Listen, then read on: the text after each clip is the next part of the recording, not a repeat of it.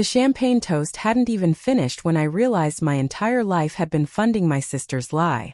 We were standing in the sunlit conservatory of Timberline Estate, surrounded by 200 guests in designer clothes, watching Jessica and Brandon cut into a 4-tier cake that cost more than most people's monthly rent. Everyone kept telling me how lucky I was to have a sister like her, how generous she was to include me in every detail of the planning, how beautiful we looked together in our matching silk dresses. I smiled through it all, holding my glass so tight I thought the stem might snap, because 3 hours earlier, I'd found the bank statements. Before we jump back in, tell us where you're tuning in from, and if this story touches you, make sure you're subscribed, because tomorrow I've saved something extra special for you. The real ones. Hidden in Jessica's overnight bag when I went to grab her backup lipstick. And now I knew the truth. There was no wedding fund from our grandmother. There was no inheritance that Jessica had promised to split with me. There was only my money. Every single dollar I'd saved since I was 16, every paycheck from my job coordinating events at the Marriott, every birthday gift, every tax return gone. She drained my account systematically over 8 months using forged signatures and a fake power of attorney. The wedding everyone was celebrating, this massive spectacle of love and family unity, was built entirely on stolen money. My stolen money. And standing there watching her laugh and kiss Brandon like they were the happiest couple in the world, I realized something that made my blood turn cold. She wasn't just a thief. She was good at it. I should have seen it coming. Jessica had always been the golden child. The one who could talk her way into anything or out of everything. When we were kids, she convinced our parents that I was the one who broke Mom's antique vase, even though I watched her knock it over during one of her tantrums. When we were teenagers, she somehow made them believe she needed a car more than I needed my college application fees paid. She got the car. I got a lecture about entitlement. Our parents, Linda and Robert Richardson, owned a successful chain of dental practices across the Portland metro area. They weren't billionaires, but they were comfortable enough to live in Lake Oswego, send us to private schools, and maintain the kind of lifestyle where appearance mattered more than truth. Jessica understood this instinctively. I never did. I was the practical one, the responsible one, the daughter who worked part-time through high school and saved every penny because I knew I couldn't rely on anyone else to build my future. Jessica was the charming one, the spontaneous one, the daughter who could walk into a room and make everyone believe whatever story she was selling that day. By the time I turned 22, I'd saved almost $73,000. It had taken me 6 years of coordination work, event planning assistance, and living at home to avoid rent. I had plans. Real plans. I was going to put a down payment on a small condo, maybe start my own event planning business, finally step out of the shadow of being Linda and Robert's practical daughter and Jessica's boring sister. Then Jessica got engaged. Brandon Hartwell was exactly the kind of man my parents wanted in the family. His father was a commercial real estate developer, his mother sat on charity boards, and he had the kind of confident handshake that made other men feel inadequate. He proposed to Jessica on a yacht in the San Juan Islands, and she came home with a ring that could have funded a semester of college. The wedding planning started immediately. Jessica wanted everything. A venue that looked like a European villa. A dress from a designer I'd never heard of but apparently everyone who mattered had. Flowers shipped from Ecuador. A string quartet for the ceremony and a 12-piece band for the reception. Custom cocktails named after their dogs. When Mom started talking about the budget, Jessica cried. Real tears, the kind that made her mascara run just enough to look vulnerable instead of messy. She said she'd always dreamed of a wedding like this, that it was the one day in her life where she wanted to feel like a princess, that she couldn't bear the thought of settling for something ordinary. Dad folded immediately. He always did. But even with their contribution, the wedding Jessica wanted cost more than they were willing to spend. That's when Jessica came to me with her proposal. She found me in my room one evening, brought me tea like we were girlfriends having a heart-to-heart, and sat on the edge of my bed with that expression she used when she wanted something. Maya, she said, her voice soft and sincere, I need to ask you something important. I'm listening, I replied, already suspicious. You know Grandma Eleanor's trust, right? The one that's supposed to distribute when we both turn 25? I nodded. Grandma Eleanor was Dad's mother. A woman who'd made smart investments in Portland real estate back in the 70s and built a modest fortune before she passed away. The trust was supposed to split evenly between Jessica and me when we each reached 25. Jessica was 27. I was 22. Well, Jessica continued, the trustees reached out to me. There's a provision in the trust that allows for early distribution if it's for a significant life event. A wedding qualifies. She paused, watching my reaction. They're releasing my portion now, but here's the thing. The way the trust is structured, they'll release both portions simultaneously if we both agree to it. If we do this together, you'll get your inheritance 3 years early. How much are we talking about? I asked. Jessica's smile widened. $270,000. Each. I felt my heart skip. That was more than I'd expected, more than I'd dared to hope for. With that kind of money I could do everything I'd planned and more. But why would you want me to access mine early? I asked. What's in it for you? Jessica took my hand. Honestly, I want my little sister at my wedding without any financial stress. I want you to be able to enjoy the day, maybe even splurge on a nice dress, take a real vacation afterward. You've been working so hard for so long, and I just thought, why should you wait 3 more years when we could both benefit now? Sounded too good to be true. But Jessica had documents. Official-looking papers with the trust's letterhead, signature lines, legal language that seemed legitimate enough. She said all I had to do was sign a power of attorney allowing her to handle the distribution paperwork on my behalf, since she was already dealing with the trustees for her portion. It would be simpler, faster, less bureaucracy for me to navigate. I signed it. I signed it because she was my sister, because our parents were in the next room, and surely they'd never let her scam me, because the documents looked real and I wanted to believe that maybe, for once, something good was coming my way without a fight. That signature destroyed everything. The money I thought was coming from the trust never materialized because there was no early distribution provision. Jessica had fabricated the entire story. What she did instead was use the power of attorney to access my bank accounts. She transferred funds in small increments at first, amounts I wouldn't immediately notice. 1,000 here, 1,500 there.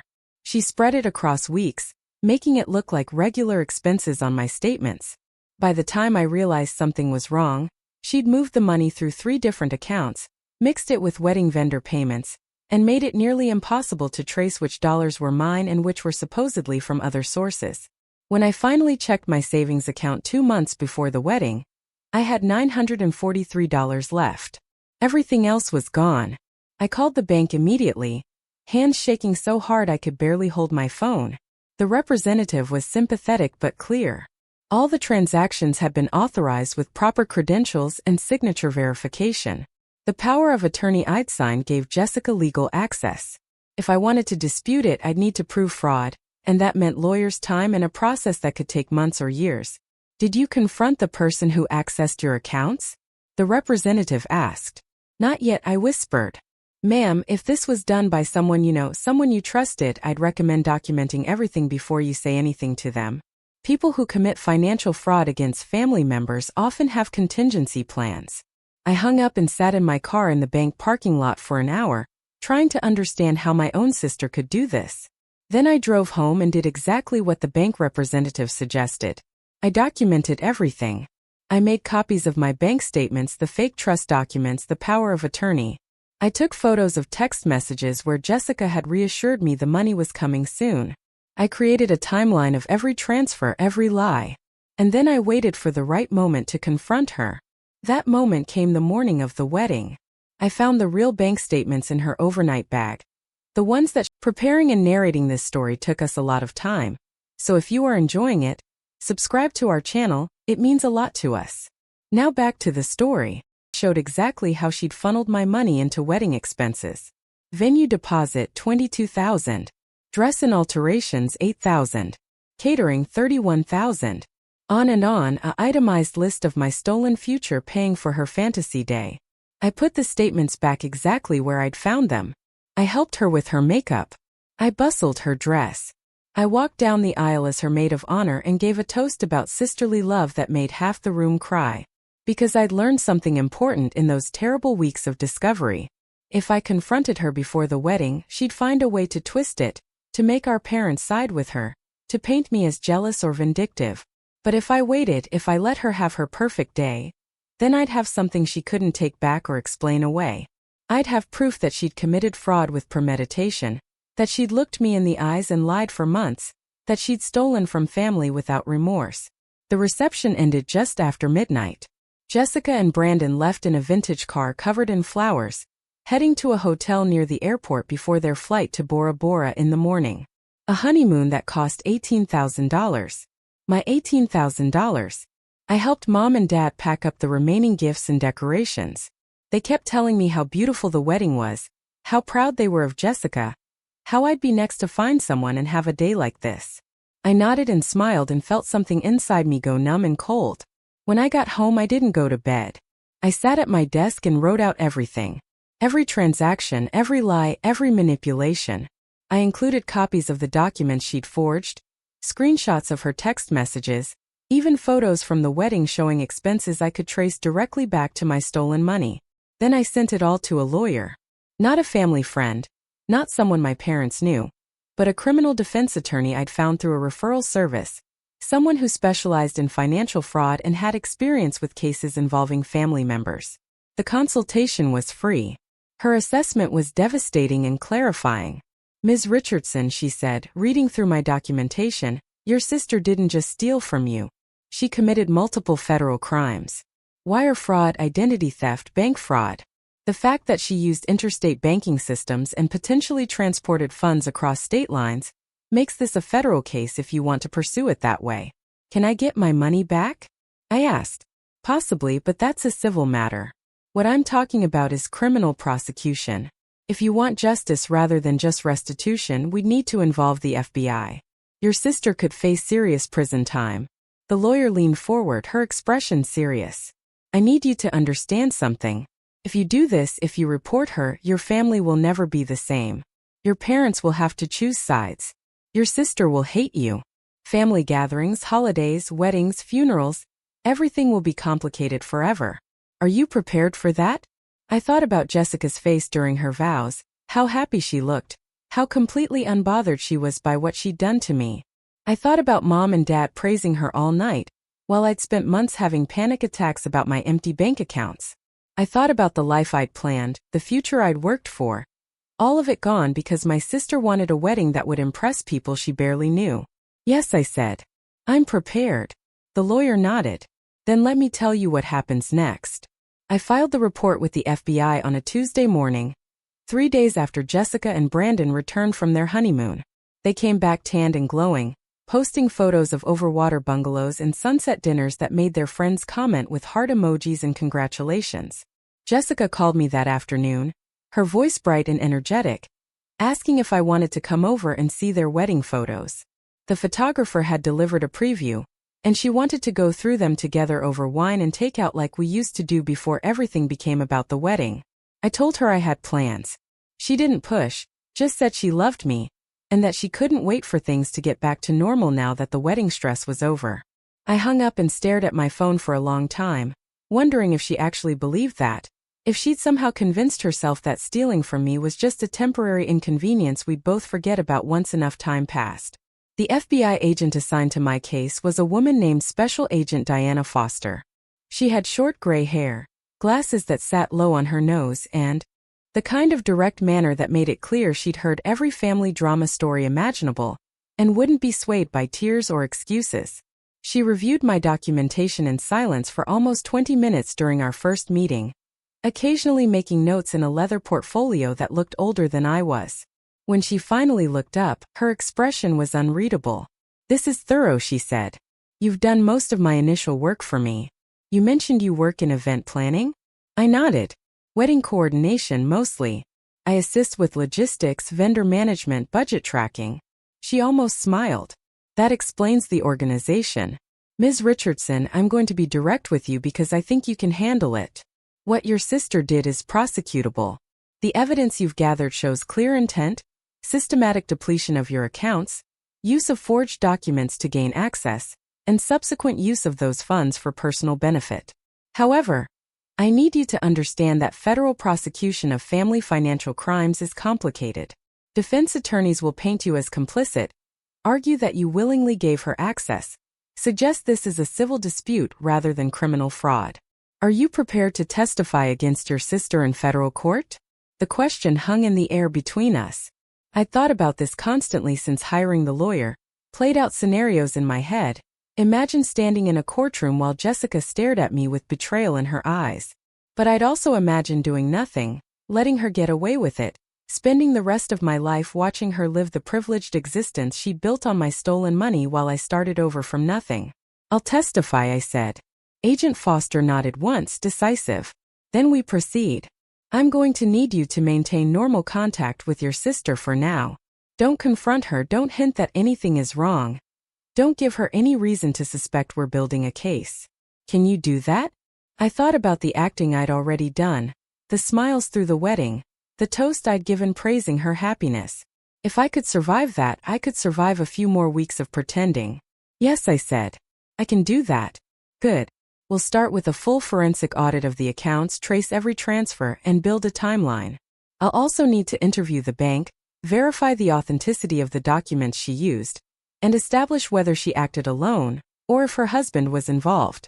Agent Foster paused, studying my face. One more thing.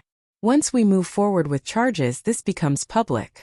Your family will know, your sister's friends will know, and it will likely become a news story given the dollar amounts involved and the nature of the fraud.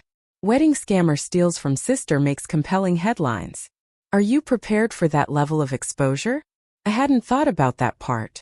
The idea of our family's dysfunction becoming entertainment for strangers made my stomach turn. But the alternative was letting Jessica face no consequences, and that felt worse. I'll handle it, I said, hoping I sounded more confident than I felt. The next 3 weeks were surreal. I went to family dinners and smiled across the table at Jessica. I looked at her wedding photos and complimented the composition. I listened to Mom talk about how successful the wedding was, how everyone was still raving about it, how Jessica and Brandon were already being invited to join exclusive clubs and social circles because they'd made such an impression. Dad showed me the thank you notes Jessica was writing, her perfect cursive on cream-colored cardstock, expressing gratitude for gifts and presents and support. I wondered if she'd write me one thanking me for funding her entire fantasy. Brandon came to one of those dinners, his arm around Jessica's waist, talking about the promotion he'd just gotten at his father's development company. He was going to be overseeing a major mixed-use project in the Pearl District, something that would put his name on the Portland business map. He seemed genuinely excited, genuinely in love with Jessica, genuinely unaware that his wedding and honeymoon had been financed through fraud. Or maybe he knew. That was one of the things Agent Foster was investigating, whether Brandon had been complicit or just willfully ignorant. Either way, watching him toast to family and future success with my parents made me want to flip the table. I excused myself early that night, claiming a headache. Jessica walked me to the door, her hand on my arm, her voice full of concern. You've seemed off lately, she said. Is everything okay? Just tired, I replied. Work has been intense. She squeezed my arm. You work too hard, Maya. You should take some time off, go somewhere fun. Maybe I could help you plan a trip? I almost laughed. Almost asked her if she'd fund it with the money she had left over from stealing my savings. Instead, I just hugged her and said I'd think about it. When I got to my car, I sat in the driveway of my parents' house and let myself feel the full weight of what was coming.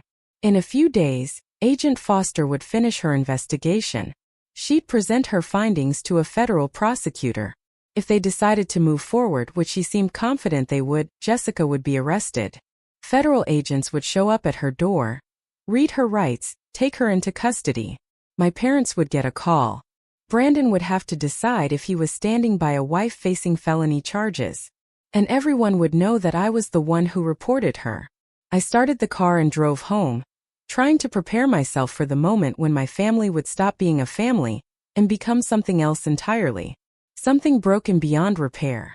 The arrest happened on a Thursday morning. I wasn't there, but Agent Foster called me immediately afterward to let me know it had been executed. Jessica had been taken into custody at her home, charged with wire fraud, bank fraud, and identity theft. Brandon had been present but not arrested. He'd called a lawyer before the agents even finished reading Jessica her rights. She's being processed now, Agent Foster said. She'll likely make bail later today. Her lawyer will advise her not to contact you, but there's a chance she'll try anyway. If she does, don't engage. Forward anything she sends directly to me. What about my parents? I asked. They'll probably hear from Jessica's lawyer first. Be prepared for them to call you. They did. Mom called me 6 times in a row. When I finally answered, she was crying so hard I could barely understand her. How could you do this? She kept saying. How could you do this to your sister? She didn't explain what she meant by this. Didn't ask if the charges were true. Didn't want to hear my side. She just cried and accused and then hung up when I tried to speak. Dad called an hour later. His voice was cold, controlled, the tone he used when he was trying very hard not to lose his temper. Maya, he said, we need to talk about what you've done. What I've done? I replied, feeling anger rise in my chest. Dad, did Jessica tell you what she did to me? She made a mistake, he said. Mistake in judgment about how to handle some shared finances. That's not a reason to destroy her life with federal charges. Shared finances, I repeated slowly. Dad, she stole $73,000 from me. She forged documents, drained my accounts, and used my money to pay for a wedding I helped plan. That's not a mistake. That's fraud. There was a long pause. Your mother and I have spoken to Jessica's attorney. He says this is all a misunderstanding, that you gave her permission to access those accounts, that you're only claiming fraud now because you're jealous of her marriage. Is that what Jessica told you? I asked. That I'm jealous? Dad's voice got quieter, more careful. Maya, I know you and Jessica have always had a complicated relationship. I know you've sometimes felt overshadowed. But this, what you've done, involving federal authorities trying to send your sister to prison, this is vindictive. It's cruel. And it needs to stop. Something in me broke then. Not dramatically, not with shouting or tears, but with a clean, quiet snap like a wire pulled too tight finally giving way. Dad, I said, my voice steady, I have documentation of every transfer. I have the forged power of attorney she used. I have text messages where she lied to me about a trust fund that didn't exist. The FBI has verified all of it. This isn't jealousy. This isn't vindictive. This is me refusing to let my sister steal my future and face no consequences. If you and Mom want to believe her version of events, that's your choice. But I'm done pretending this family operates on anything other than protecting Jessica at everyone else's expense. I hung up before he could respond. My hands were shaking, but I felt something else underneath the fear and anger. I felt clear.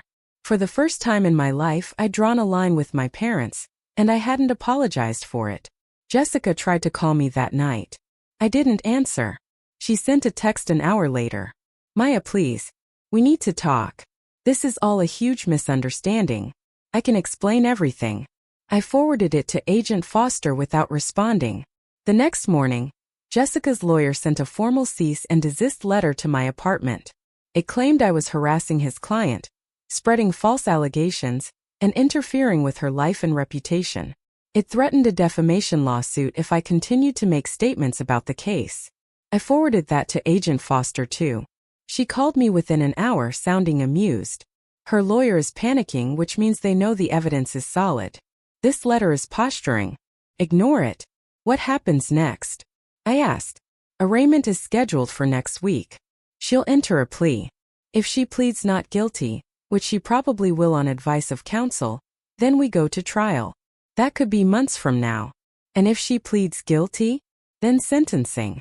Given the amounts involved and the nature of the fraud, she's looking at federal prison time. Probably 2 to 5 years, though a judge could be more lenient if she shows remorse and agrees to restitution. I tried to imagine Jessica in prison and couldn't. She was the kind of person who complained if her latte wasn't exactly the right temperature.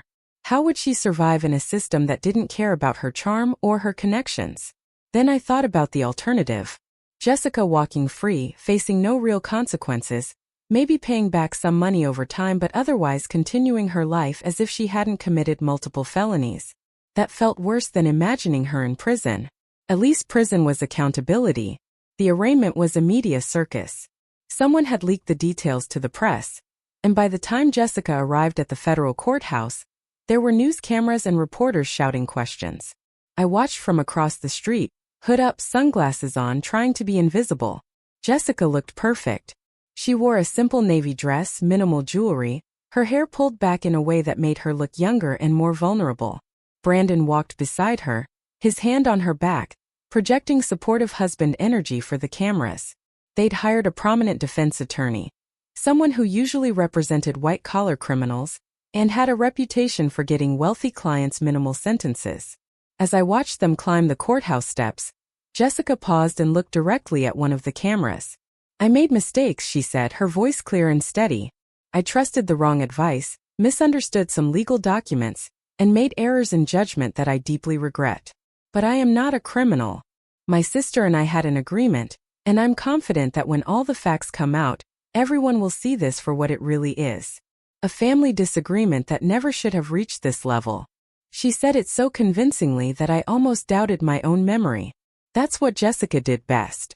She made people believe her version of reality even when the facts said otherwise. But this time the facts were documented, verified, and backed by federal investigators. Her performance wouldn't be enough. I left before the arraignment ended. I didn't need to see her plead not guilty or watch her lawyer spin the narrative. I already knew how this would play out.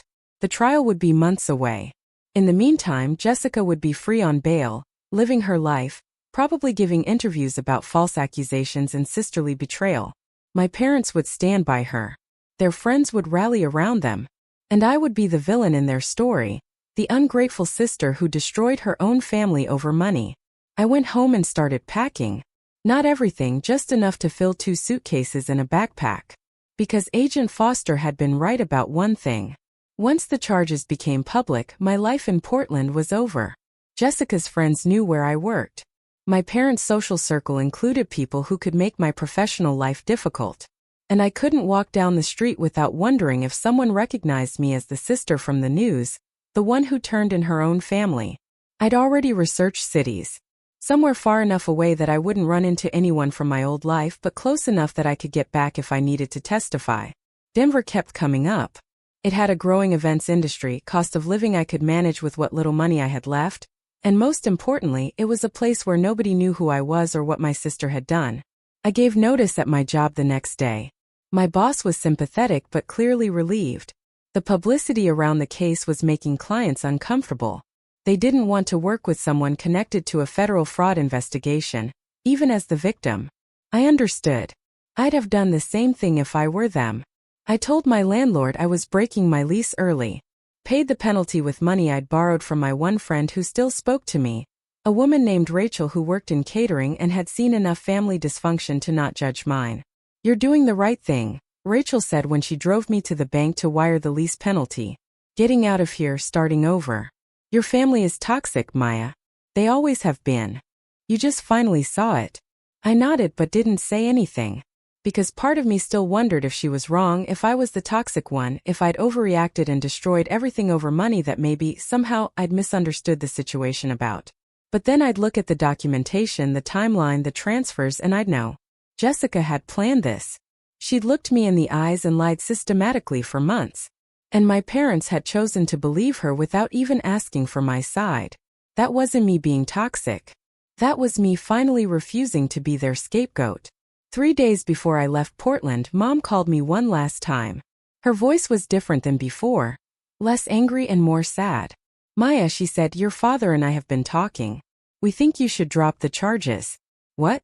I said, not sure I'd heard correctly. "Drop the charges. Tell the FBI it was a misunderstanding. Jessica has agreed to pay you back over time, and we'll all move forward. We can't do this to our family. We can't have one daughter sending another daughter to prison." I felt something cold settle in my chest. "Mom," I said slowly, "Jessica committed federal crimes. I can't drop the charges. The FBI is prosecuting this case. It's not up to me anymore." Her voice hardened. "You could refuse to testify. Without your cooperation, they'd have to drop it. And you could?" I asked. "You could just ask me to let her get away with stealing from me so the family looks good?" "Maya," she said, and I heard the exhaustion in her voice, "I love you. But Jessica is fragile right now. She's talking about hurting herself. Her marriage is under strain. If she goes to prison, I don't know what will happen to her. And you never asked what would happen to me," I said quietly. "When I had no money and no family supporting me. When I was the one Jessica hurt. You never once asked me if I was okay." There was a long silence. Then she said, her voice tight, "You've always been stronger than Jessica. You've always been able to handle things. She needs us more than you do. And there it was. The truth I'd always known but never wanted to face. In my parents' eyes, I was the strong one, the capable one, the daughter who didn't need protection or support because I could survive anything. Jessica was the fragile one, the special one, the daughter who needed endless accommodation because she might break under pressure. It didn't matter that Jessica had broken me first. It didn't matter that I was the one left with nothing. What mattered was maintaining the family image and protecting the daughter they'd always valued more. I have to go, I said. Maya, don't do this. Don't cut us off. We're your family. You were my family, I replied.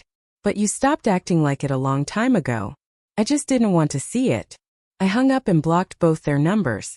Then I blocked Jessica's number, Brandon's number, and every extended family member who'd called to tell me I was ruining Jessica's life. By the time I finished, my contact list looked nearly empty. Just Rachel, Agent Foster, my lawyer, and a few coworkers who'd been kind during my last weeks at work. Everyone else was gone. The night before I left Portland, I drove past my parents' house one last time. The lights were on in the living room. I could see shadows moving behind the curtains, probably Mom and Dad having dinner, discussing strategy with Jessica's lawyers, figuring out how to minimize the damage to the family reputation. I wondered if they were talking about me at all, if they missed me, if any part of them understood why I'd done what I did. Then I realized it didn't matter. They'd made their choice. Now I had to make mine. I drove away without stopping, heading back to my nearly empty apartment to finish packing. Tomorrow I'd get on a bus to Denver with $63 in my pocket, 2 suitcases full of clothes, and no plan beyond surviving the next few weeks. I'd be leaving behind everything I knew, everyone I'd loved, and the entire life I'd built in Portland. But I'd also be leaving behind the version of myself who accepted being treated as less important, less valuable, less deserving of protection than my sister. That version of Maya Richardson had died the moment I found those bank statements. The woman boarding that bus to Denver was someone else entirely. Someone who'd learned that sometimes love wasn't enough, that family could be the people who hurt you most, and that the only person you could truly count on was yourself. I didn't know who I'd become in Denver, but I knew one thing with absolute certainty. I would never again let anyone make me feel like I deserved less than basic honesty and respect. Not my family. Not my friends. Not anyone. That was the gift Jessica had given me with her betrayal. She'd freed me from the obligation of pretending we were something we'd never really been. A family who loved each other equally.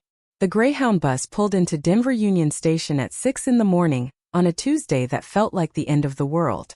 I'd been traveling for 19 hours, sitting next to a man who snored through Wyoming and a college student who cried quietly through the mountains about a breakup that seemed devastating to her and utterly trivial to me. When we finally stopped and the driver announced our arrival, I grabbed my backpack and stepped onto the platform with legs that barely worked, and a head that felt stuffed with cotton. Denver in early autumn was colder than Portland, the air thin and sharp in a way that made my lungs ache. I stood outside the station watching people reunite with families, watching businessmen stride toward waiting cars, watching the city wake up around me while I had absolutely nowhere to go. I'd booked 3 nights at a hostel in the Capitol Hill neighborhood, the cheapest place I could find that didn't look actively dangerous in the online photos. It cost $22 a night, which left me with roughly $17 after I paid for those 3 nights. $17 to figure out my entire future. The hostel was a converted Victorian house painted an optimistic yellow that looked gray in the early morning light. Inside, it smelled like coffee and unwashed laundry, and something vaguely medicinal I couldn't identify. The guy at the front desk was maybe 20, with bleached hair and a nose ring, and he barely looked up from his phone when I checked in. "Dorm room is upstairs, second door on the left," he said, handing me a key attached to a wooden block with the number 4 carved into it. "Checkout is 10 a.m. No drugs, no overnight guests, no drama." I nodded and climbed the stairs with my suitcases banging against every step. The dorm room had 6 beds crammed into a space meant for maybe 3. 2 women were still sleeping, curled under thin blankets with their faces to the wall. I chose the bed farthest from the door, shoved my suitcases underneath, and lay down fully clothed because I was too exhausted to care about sheets or privacy or any of the normal things that would have bothered me a week ago. I slept for 11 hours straight. When I woke up, it was late afternoon and the room was empty except for me. My phone had 4% battery left, and no messages from anyone who mattered. I'd kept it off airplane mode just in case Agent Foster needed to reach me, but otherwise I'd stopped checking it obsessively. There was nothing to check. My old life had evaporated the moment I got on that bus. I plugged my phone into the outlet near my bed and went downstairs to figure out what came next. The common area of the hostel had mismatched furniture, walls covered in graffiti and travel stickers, and a bulletin board packed with flyers advertising everything from yoga classes to room shares to job opportunities. I stood in front of that board for a long time, reading each posting carefully, trying to find anything that I was qualified for and could start immediately. Most of the jobs wanted experience I didn't have or availability I couldn't promise or required a car I didn't own. But one posting caught my attention. It was handwritten on blue paper, the ink slightly smeared like someone had been in a hurry. Cleaning crew needed for downtown office buildings. Evening shifts, Sunday through Thursday. $15 an hour, paid weekly in cash. No experience necessary. Must be reliable and discreet. At the bottom was a phone number and a name. Carmen Rodriguez. I took a photo of the flyer with my phone and went back upstairs to call. A woman answered on the second ring. Her voice low and businesslike with an accent that suggested Spanish was her first language. "This is Carmen." "Hi," I said, suddenly nervous. "I'm calling about the cleaning position. You have cleaning experience?" She asked. Some I lied. "I'm detail-oriented and I need work immediately. Can you start tonight?" "Tonight?" I repeated, not expecting things to move this fast. "Yes. One of my regular workers quit yesterday with no notice.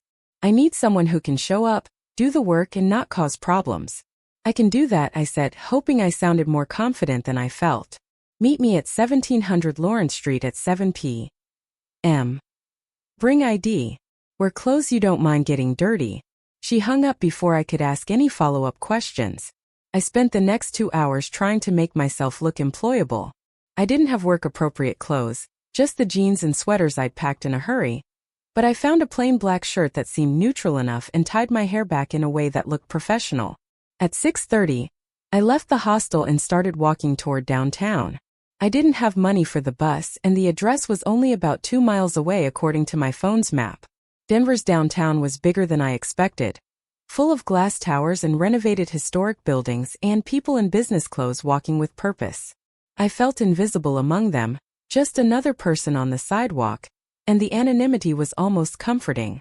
Nobody here knew who I was or what my family had done. I was just Maya Richardson, a woman who needed work. Not the sister who destroyed her family. Not the victim of wedding fraud. Just someone trying to survive. I found 1700 Lawrence Street 10 minutes early. It was a sleek office building, maybe 20 stories, all glass and steel with a lobby that looked like a modern art museum.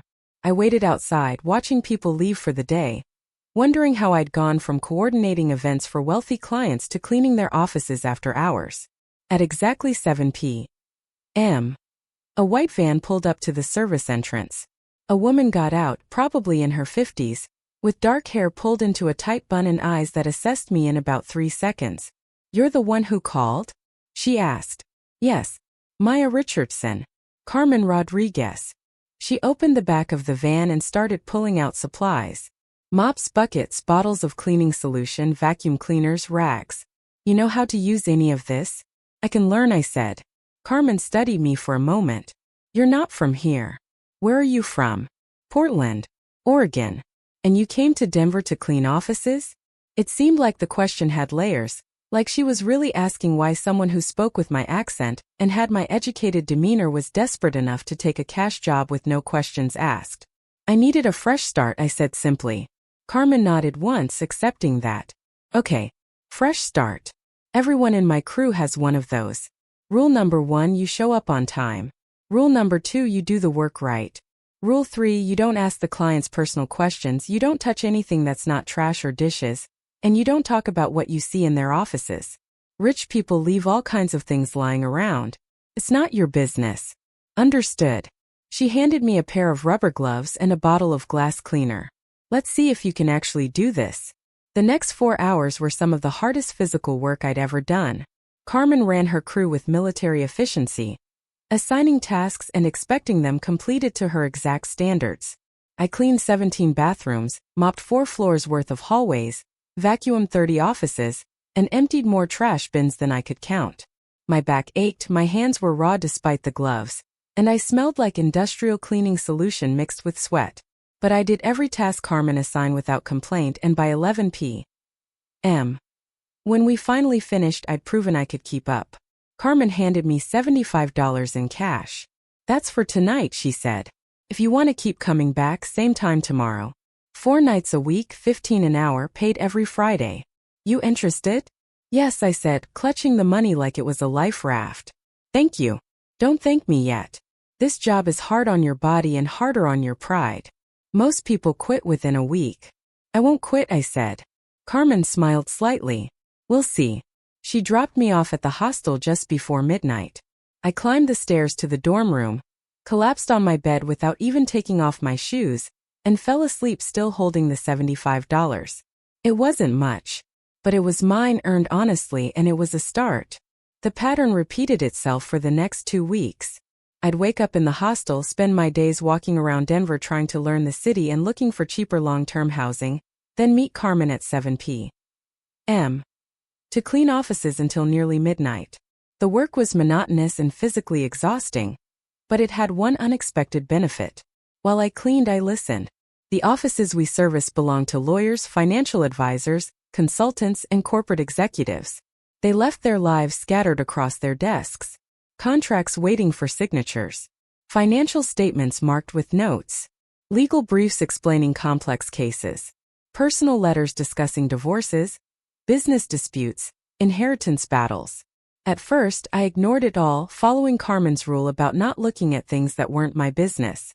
But after a few nights, I started noticing patterns.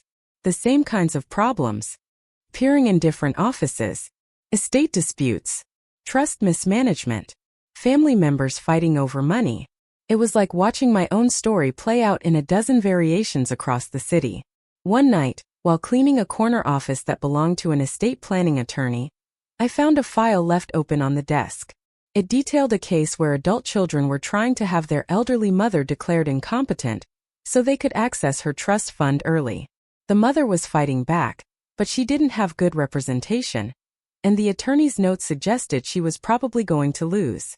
I read through the entire file while pretending to dust, my mind racing.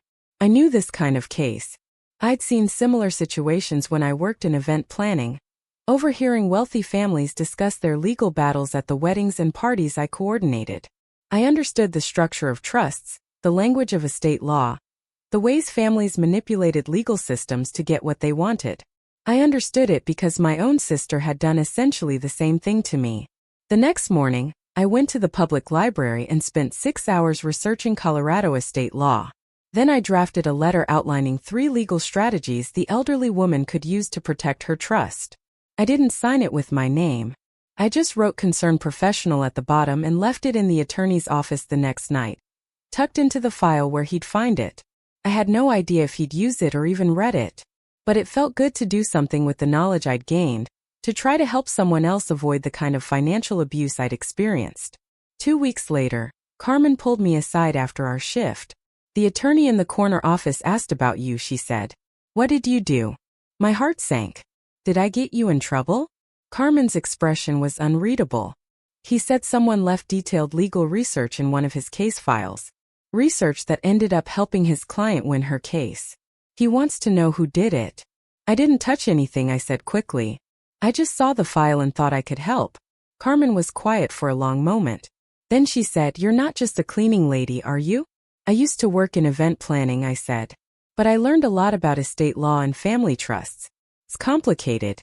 Carmen nodded slowly. "The attorney wants to meet you. He said if you're interested in legal work, he might have a position." I stared at her. "Are you serious?" She handed me a business card. "His name is Richard Chun. He's one of the good ones. Been using my crew for 5 years, always respectful, pays on time. If he says he has work for you, it's probably legitimate." I looked down at the card. Richard Chun, Estate Planning and Trust Administration. An address in the same building where we'd been cleaning. "Go see him tomorrow," Carmen said. "But don't forget where you came from. People like us, we look out for each other." Thank you, I said, and I meant it for more than just the introduction. Carmen had given me work when I had nothing, treated me with dignity when I felt worthless, and now she was helping me find a way out of cleaning offices at midnight. She'd asked no questions about my past and made no judgments about my present. She was proof that kindness still existed, even in a city of strangers. I met with Richard Chan the next afternoon. His office was exactly as I remembered it from cleaning, organized and professional with law books lining one wall and family photos on another. He was probably 60, with gray hair and glasses and the kind of calm demeanor that probably put anxious clients at ease. Ms. Richardson, he said, gesturing for me to sit. Carmen tells me you're the one who left the research in the Yamamoto case. I hope I didn't overstep, I said. I just saw the file and thought I might be able to help. He smiled. You did more than help. Your analysis was excellent. Better than what some of my junior associates would have produced. Where did you learn estate law? I explained my background in event planning, how I'd spent years working with wealthy families, and absorbing their conversations about trusts and estates. I didn't mention Jessica or the fraud or why I'd left Portland. I just focused on my skills and my willingness to learn. Richard listened carefully, occasionally making notes. When I finished, he leaned back in his chair. I'm not looking for a paralegal right now, he said, and I felt my hope deflate. But I am looking for someone who can do client intake and case research. Someone organized, discreet, and good with people who are going through difficult family situations. It's not glamorous work, and it doesn't pay as well as you probably deserve, but it's a start. It would be a start at $17 an hour, working normal business hours, with the possibility of more responsibility if I proved myself. I accepted immediately. Within a week, I'd moved out of the hostel and into a tiny studio apartment in the Baker neighborhood. It was barely more than a room with a bathroom and a kitchenette, but it was mine. I furnished it with things from thrift stores and spent my evenings studying Colorado law, teaching myself the details of estate administration and trust management. Richard was a patient teacher, letting me observe client meetings and asking for my input on cases. Within a month, I was conducting initial consultations on my own. Within 3 months, I was drafting basic estate documents. I worked harder than I'd ever worked in my life because this felt different than event planning. This felt like I was helping people navigate the same kind of family dysfunction that had destroyed my own life. Every client who came through our doors had some version of my story. A sibling who'd stolen from them. A parent who favored one child over another. A family member who'd manipulated legal documents for personal gain. And I understood them in a way that went beyond professional empathy. I'd lived it. One afternoon, Richard called me into his office. He looked more serious than usual, his expression thoughtful. Maya, he said, I've been watching you work for the past few months. You're good at this. Better than good. Have you ever considered law school? I laughed. I can't afford law school. I'm barely affording rent. He slid a brochure across his desk. University of Denver has a part-time evening program. Takes 4 years instead of 3, but you could keep working while you study. And I have some connections. I might be able to help with a scholarship. I stared at the brochure, not daring to believe this was real. Why would you do this for me? Because you remind me of why I became a lawyer in the first place, he said. You actually care about helping people, not just billing hours. That's rare. And frankly, I think you'd be an excellent attorney. I took the brochure home and read it cover to cover that night. The application deadline was in 3 weeks. I'd need letters of recommendation, a personal statement, and LSAT scores. Seemed impossible. But then again, surviving the past few months had seemed impossible too. I'd done it anyway. I spent the next 3 weeks working on my application during every spare moment. Richard wrote me a letter of recommendation. Carmen wrote one too, describing my work ethic and reliability. I took the LSAT on a Saturday morning, and somehow scored well enough to be competitive. And I wrote a personal statement that was honest about my family situation without being self-pitying, explaining how my experience with financial fraud had shown me the importance of legal advocacy for vulnerable people. I submitted the application on the last possible day, and tried not to think about it. The trial date for Jessica's case was getting closer. Agent Foster kept me updated on the developments. Jessica had rejected multiple plea deals, insisting she was innocent and that I was lying about everything. Her lawyers were building a defense around the idea that I'd been complicit in the financial arrangements and was only claiming fraud now because I regretted my decisions. It was exactly what Agent Foster had predicted. The strategy might have worked if not for the forensic accounting. The FBI had traced every transfer, documented every forged signature, and established a timeline that made it clear I'd had no knowledge of what Jessica was doing until after the money was gone. The evidence was overwhelming. But Jessica's lawyers were still confident they could win by making me look vindictive and unreliable on the stand. I flew back to Portland for a pre-trial conference, staying in a cheap hotel near the airport and avoiding every place I might run into someone from my old life. The federal prosecutor, a woman named Sarah Mitchell, prepared me for what to expect during trial.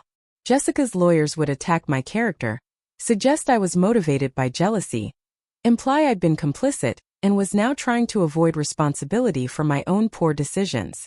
"You need to stay calm," Sarah said. "Don't get defensive, don't get emotional. Just stick to the facts. Let the evidence speak for itself." "Can I ask you something?" I said. "What happens if she's acquitted?" Sarah's expression was sympathetic. "Then she walks away.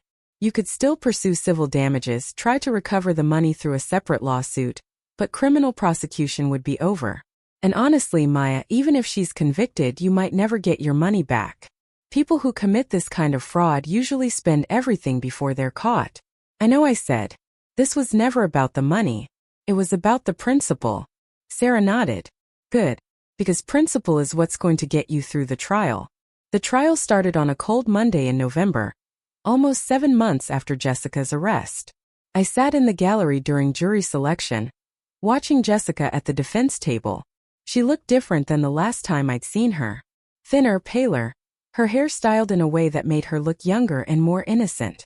She was wearing a modest dress and minimal jewelry, the kind of outfit designed to make jurors think she couldn't possibly be a criminal. Brandon sat behind her in the first row, his expression carefully neutral. My parents were there too, sitting on Jessica's side of the courtroom, pointedly not looking at me. When our eyes finally met accidentally, Mom looked away immediately. Dad just stared at me with an expression I couldn't read. Disappointment, maybe. Or anger. Or maybe just sadness that our family had come to this. The prosecution's case was methodical and damning. Sarah Mitchell walked the jury through every transfer, every forged document, every lie Jessica had told. She brought in forensic accountants who explained how Jessica had systematically drained my accounts. She showed the fake trust documents Jessica had created. She played recordings of phone calls where Jessica had reassured me the money was coming, while she was actively spending it on wedding expenses. Then she called me to the stand. I'd prepared for this moment for months, rehearsing answers with Sarah, practicing staying calm under hostile questioning. But nothing really prepared me for the experience of sitting in front of a courtroom full of people and explaining how my own sister had destroyed my life.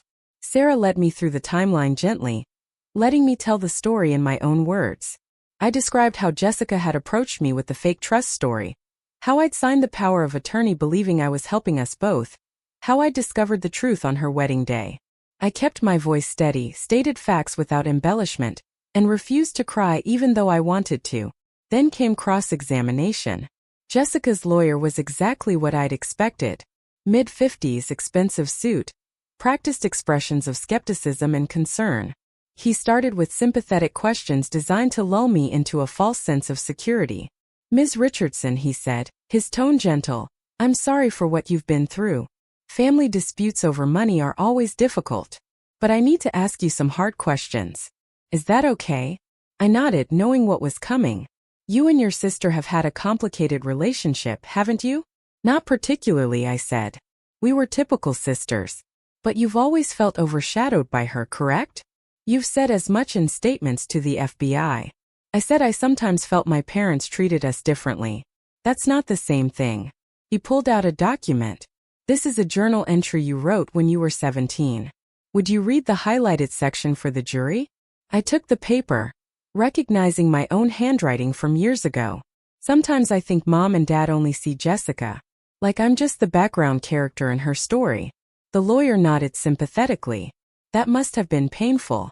Feeling invisible in your own family." "It was," I admitted. But that doesn't change the fact that Jessica stole from me.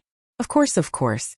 But it does provide context for why you might have felt, shall we say, resentful when your sister got engaged. When she was planning this elaborate wedding. When she was getting all the attention again. I wasn't resentful of her engagement, I said carefully. I was happy for her until I discovered she'd stolen my money to pay for it. The lawyer smiled like I'd said something naive. Ms. Richardson, isn't it true that you willingly signed a power of attorney giving your sister access to your accounts? Yes, but she lied about why she needed it. And isn't it true that you never questioned where the wedding money was coming from? I trusted her when she said it was from a trust fund. So you're saying you were gullible? Is that your defense? That you were too trusting? I felt my temper rising but kept my voice level. I'm saying she lied to me systematically, forged documents and stole $73,000. That's fraud, not gullibility. The lawyer switched tactics. Let's talk about your current situation. You left Portland very suddenly after your sister's wedding, correct? I left because my family chose to believe her over me. And you moved to Denver, where you're now working for an estate planning attorney. Yes. Isn't it convenient that you've built a career around the very kind of case you're now pursuing against your sister? Isn't it possible you've learned how to manipulate the legal system? I stared at him, genuinely shocked by the implication. I work in estate law because I understand how families can abuse each other financially. My experience made me want to help people in similar situations. That's not manipulation. It's advocacy. The cross-examination continued for another hour, but I held my ground. Every time Jessica's lawyer tried to paint me as vindictive or opportunistic, I brought the conversation back to the documented evidence. The forged signatures. The fake trust papers. The transfers that happened while Jessica was reassuring me everything was fine. By the time I stepped down from the stand, I was exhausted but I knew I'd done well. Sarah gave me a small nod of approval as I returned to the gallery. The prosecution rested after 2 weeks of testimony. The evidence was overwhelming, stacked so high that even Jessica's expensive legal team couldn't create reasonable doubt. But they tried. They called character witnesses who testified about Jessica's generosity and kindness. They brought in a financial advisor who suggested the power of attorney might have been legitimate if interpreted broadly. They even put Jessica on the stand, where she cried and insisted everything had been a terrible misunderstanding, that she truly believed we had an agreement about sharing resources for the wedding. She was convincing. She'd always been convincing. But the problem with lying under oath is that the other side gets to challenge your story with facts. Sarah Mitchell cross-examined Jessica for 3 hours, walking her through every inconsistency in her testimony. Why did you create fake trust documents if you believed you had permission to use Maya's money? Why did you continue transferring funds even after Maya started questioning where her savings had gone? Why did you never mention this supposed agreement to your parents or your husband or anyone else until after you were arrested? Jessica's answers got weaker as the questioning continued. She contradicted herself multiple times. She claimed not to remember specific conversations that had been documented in text messages. By the end, even the jurors who'd seemed sympathetic during her initial testimony looked skeptical. The closing arguments happened on a Friday afternoon. Sarah Mitchell stood before the jury and methodically dismantled every aspect of Jessica's defense. This isn't a story about sisterly misunderstanding, she said. This is a story about calculated theft. The defendant didn't make a mistake. She didn't misinterpret an agreement. She created false documents, forged signatures, and systematically stole $73,000 from her own sister to fund a lifestyle she couldn't afford. And when she got caught, she tried to make the victim look like the villain. That's not confusion. That's fraud. Jessica's lawyer gave his closing argument with passion and conviction, painting Jessica as a woman who'd made errors in judgment but not criminal acts, who'd been destroyed by a vindictive sister's quest for revenge disguised as justice. But his words felt hollow against the weight of evidence. The jury deliberated for 6 hours. I spent that time sitting in a coffee shop 3 blocks from the courthouse, unable to eat, unable to focus on anything except my phone waiting for the call from Sarah. When it finally came, her voice was professionally neutral. We have a verdict. The courtroom was packed when I returned. Media, curious onlookers, courthouse regulars who followed high-profile trials. I found a seat in the back row, not wanting to be close to my parents or to Jessica. The jury filed in looking tired and serious. None of them made eye contact with Jessica, which Sarah had told me was usually a bad sign for the defendant. The judge asked the foreperson if they'd reached a verdict. "We have, Your Honor." "On the count of wire fraud, how do you find the defendant?" "Guilty." "On the count of bank fraud, how do you find the defendant?" "Guilty." "On the count of identity theft, how do you find the defendant?" "Guilty."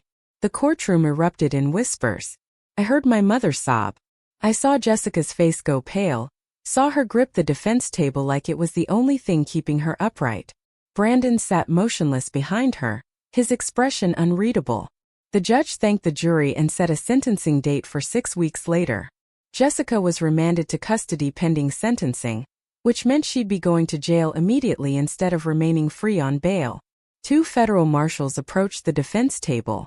Jessica turned to look at Brandon, at our parents, her eyes desperate and pleading. Then she looked directly at me for the first time since the trial started. I couldn't read her expression. Anger maybe. Betrayal. Or perhaps just shock that consequences had finally caught up with her. I looked back steadily, refusing to be the one who looked away first. This was the moment she'd earned with every lie, every forged signature, every dollar she'd stolen. I hadn't created this situation. I just refused to protect her from it. The marshals led her out of the courtroom in handcuffs. My mother collapsed into my father's arms, crying so hard she could barely breathe. Dad's face was stone. His jaw clenched so tight I thought he might break his own teeth. Neither of them looked at me.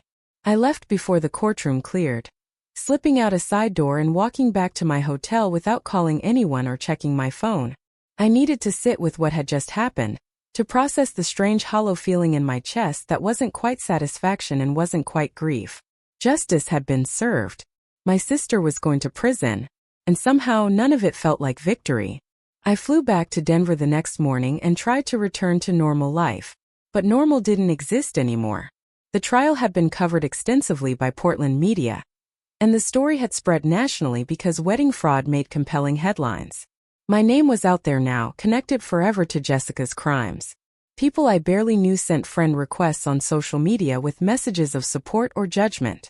Strangers commented on news articles calling me brave or vindictive, depending on their perspective. I deleted all my social media accounts and focused on work. Richard was understanding about the time I'd needed for the trial. When I returned to the office, he had flowers on my desk and a card signed by everyone who worked there. "We're proud of you," the card said. That simple statement made me cry for the first time since the verdict. Not because of what I'd lost, but because these people who barely knew me had chosen to support me when my own family hadn't. The acceptance letter from University of Denver Law School arrived 2 weeks later. I'd been accepted into the evening program with a partial scholarship based on academic merit and financial need. Classes would start in January, giving me just enough time to prepare. Richard celebrated by taking me to dinner at a restaurant I couldn't have afforded on my own. "This is the beginning of your real career," he said over wine I didn't have to pay for. "What happened with your family, what your sister did, that was terrible. But you're taking that experience and turning it into something meaningful. That's not revenge. That's transformation." I wanted to believe him. But some nights I still woke up thinking about Jessica in a federal prison cell, wondering if she was okay, hating myself for caring. Sentencing happened in December, a week before Christmas. I didn't attend in person, but Sarah called me afterward to report the outcome. Jessica had been sentenced to 4 years in federal prison followed by 3 years of supervised release. She'd also been ordered to pay full restitution of $73,000 plus interest, though Sarah warned me that actually collecting that money would be difficult if not impossible. How did she react? I asked. She made a statement before sentencing, Sarah said. Apologized to the court, said she took full responsibility, claimed she was getting help for the issues that led to her choices. Standard allocution. Did the judge buy it? Hard to say. The sentence was on the lower end of the guidelines, so maybe there was some leniency. But 4 years in federal prison is still 4 years. Your sister's life is going to be very different from now on. What about my parents? They were there, Sarah said. Your mother tried to give a statement on Jessica's behalf, but the judge limited it. Your father didn't speak. They both left immediately after sentencing.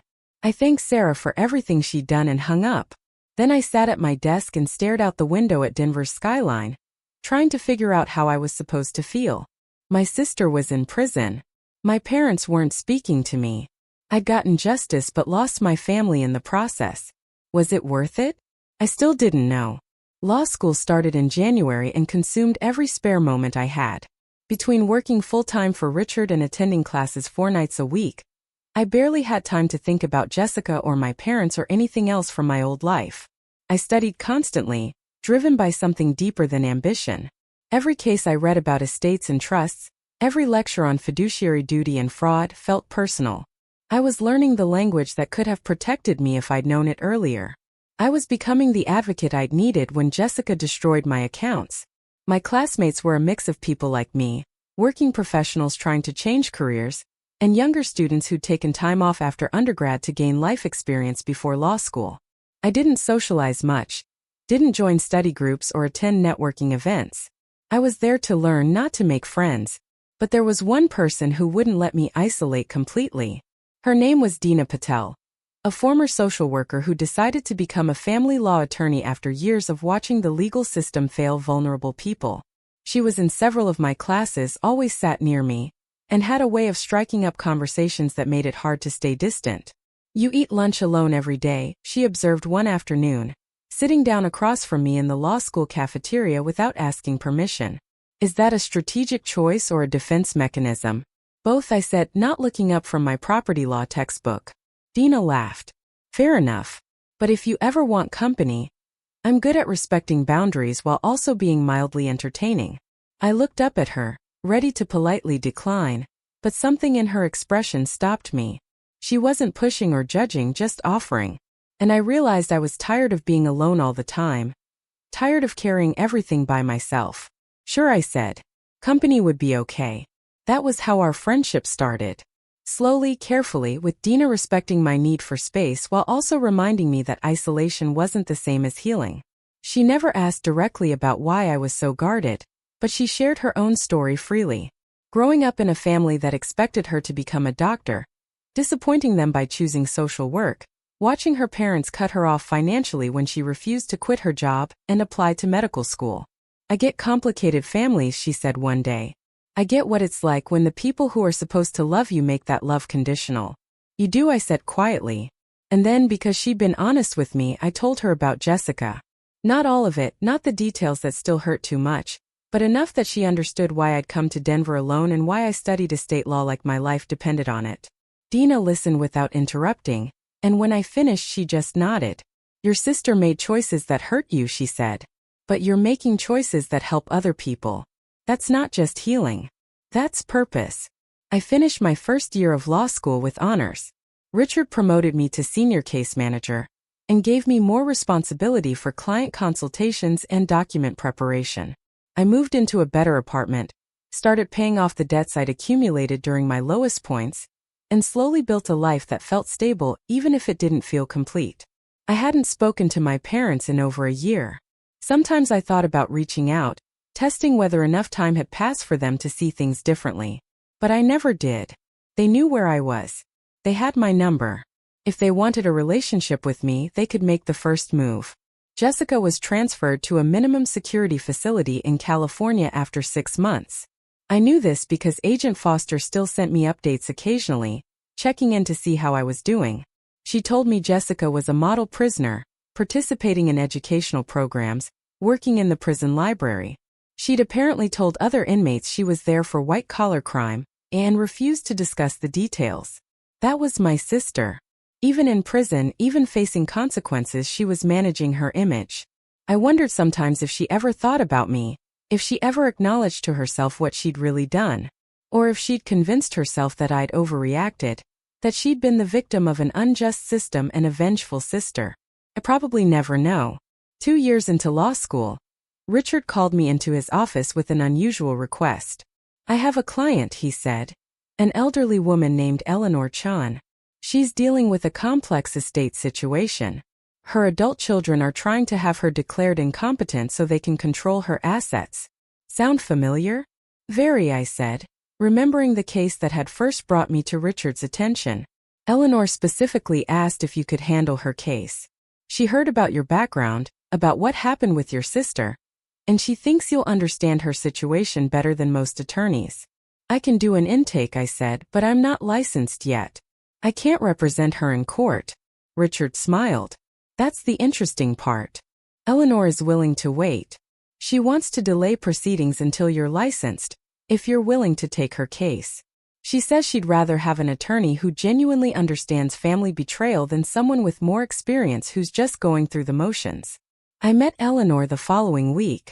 She was 83 years old, sharp as anyone I'd met, with white hair she wore in a braid and eyes that missed nothing. Her children, both in their 50s, were arguing she had dementia and couldn't manage her finances. The truth was she'd recently decided to leave most of her estate to charities instead of to them, and they were trying to stop her. I understand your children are contesting your competency, I said during our consultation. Can you tell me what's really happening here? Eleanor smiled grimly. What's happening is that I raised two ungrateful sharks who think they're entitled to money they didn't earn. I built a successful career as a surgeon, invested wisely, and accumulated some wealth. I always planned to leave them comfortable inheritances, but then I watched them both make terrible choices. My son has been through 3 divorces and bankrupted 2 businesses. My daughter married a man who's been sued multiple times for fraud. Neither of them has ever shown real responsibility or gratitude, so I decided to change my estate plan. She pulled out documents showing her revised will. Most of her estate, roughly $4 million, would go to various charities focused on education and healthcare. Her children would each receive $200,000. Enough to be comfortable but not enough to waste. When my lawyer filed the new will, my children hired their own attorneys and claimed I'm mentally incompetent. They're saying I'm being manipulated, that I'm not capable of making sound decisions, that I need a conservator to manage my affairs. Are you mentally incompetent? I asked bluntly. Eleanor laughed. I perform complex medical research, publish in peer-reviewed journals, and manage my own investment portfolio. I'm sharper now than most people are at 40, but my children don't care about that. They care about money. I understand, I said. And I know exactly how to fight this. I spent the next 2 years preparing Eleanor's case while finishing law school. I worked with medical experts who evaluated her cognitive function and confirmed she was completely competent. I gathered evidence of her children's financial irresponsibility and their history of viewing her as an ATM rather than a mother. I researched every aspect of conservatorship law and built a strategy to prove that challenging her will was nothing more than a money grab by adult children who couldn't accept their mother's autonomous choices. The case went to court 3 months after I passed the bar exam. I stood in that courtroom as a licensed attorney for the first time, representing a woman whose situation mirrored my own in uncomfortable ways. Eleanor's children made arguments that sounded eerily similar to what my parents might have said about me. She's not thinking clearly. She's being manipulated. This isn't what she really wants. But I had evidence, expert testimony, and Eleanor herself, who testified with such clarity and strength that even the judge seemed impressed. The case took 4 days. At the end, the judge ruled completely in Eleanor's favor.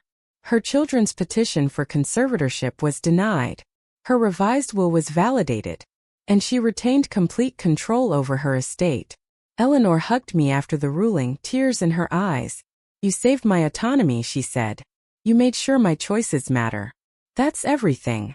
I drove home that night feeling something I hadn't felt in years. Pride. Not the superficial pride of achievement, but the deep satisfaction of knowing I'd made a real difference in someone's life. I'd taken my worst experience and transformed it into expertise that protected others. 3 weeks later, Eleanor called me with unexpected news. Maya, she said, I want to do something for you. You charged me far less than most attorneys would have for that case, and I know you're still paying off debts and student loans. I'm not comfortable with charity, I said immediately. It's not charity. It's business. Eleanor's voice was firm. I want to establish a fund for your practice. You're going to open your own firm eventually, I can tell. You're too good to work for someone else forever. I want to be your first investor. $200,000 to help you establish yourself. In exchange, I want you to promise me something. What? That you'll use your practice to help people like us. People whose families have betrayed them. People who need legal protection from the ones who are supposed to love them. Make that your specialty. Be the attorney you needed when your sister destroyed your accounts. I sat in silence, overwhelmed. Eleanor, I finally said, that's incredibly generous. But why me? Because I see something in you that reminds me of myself at your age, she said. Determination. Resilience. The refusal to let injustice stand. You could have stayed bitter about what your sister did. Instead, you became someone who prevents it from happening to others. That deserves support. I accepted her offer. 6 months later, I opened Cross Legal Advocacy, a small firm specializing in estate protection and family financial fraud. The office was modest, just 3 rooms in a converted house near downtown Denver, but it was mine. I hired Dina, who just passed the bar herself, and together we started building a practice focused on protecting vulnerable people from predatory family members. Word spread quickly. Victims of financial elder abuse. Adult children cut out of wills through manipulation. Siblings who'd been systematically robbed by other siblings. They came to us because we understood their situations personally, not just legally. We didn't judge them for still loving the family members who'd hurt them. We just protected their interests with everything we had. The firm grew steadily. Within 2 years, we'd handled over 100 cases. Within 4 years, we'd expanded to a larger office and hired 3 more attorneys. We never advertised, relying entirely on referrals and reputation. People found us because we were known for taking cases other firms considered too messy or emotionally complicated. We were known for winning. I still thought about Jessica sometimes. She'd been released from prison after serving 3 years of her 4-year sentence. The final year converted to supervised release for good behavior. I heard through occasional internet searches that she and Brandon had divorced while she was incarcerated. She'd moved to Arizona, was working as a receptionist at a dental office, lived a quiet life far from the spotlight she'd once craved.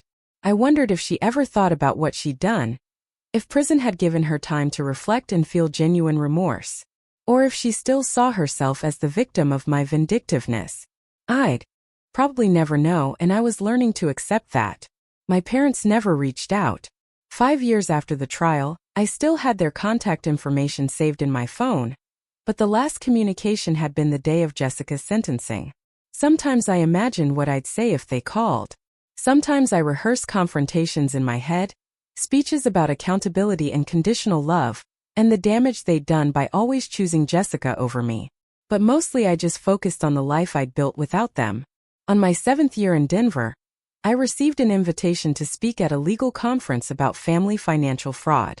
The organizers had heard about my work and wanted me to present on strategies for protecting vulnerable family members from exploitation.